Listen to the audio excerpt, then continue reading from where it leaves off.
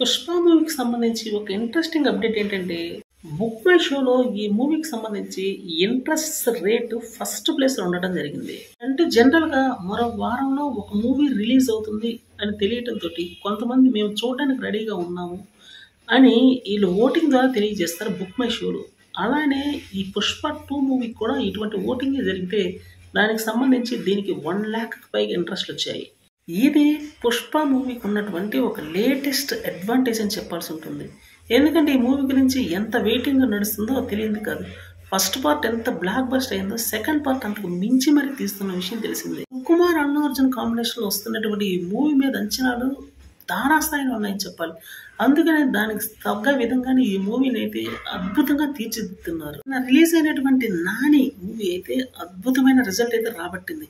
మొదటి రోజు 24,11,00,000 gross collections వసూలు చేసి దిమ్మ తిరిగిపోయి వసూలు రాబట్టింది.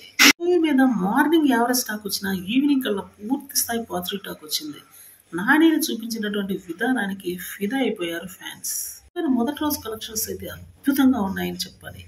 నాని మాత్రం అదిరిపోయి హిట్ కొట్టాడనే చెప్పాల్సి ఉంటుంది. నాని యొక్క పర్ఫార్మెన్స్ ఈక్వల్ గా ఉండి జనానికి తిరుగులేనటువంటి ఎంటర్టైన్మెంట్ ఇచ్చాయి. అది ఈ మూవీకి ప్రధాన ఎసెట్. సరిపోదా శనివారం మాత్రం తిరుగులేని బ్లాక్ బస్టర్ కొట్టినట్టే అనుకోవాలి.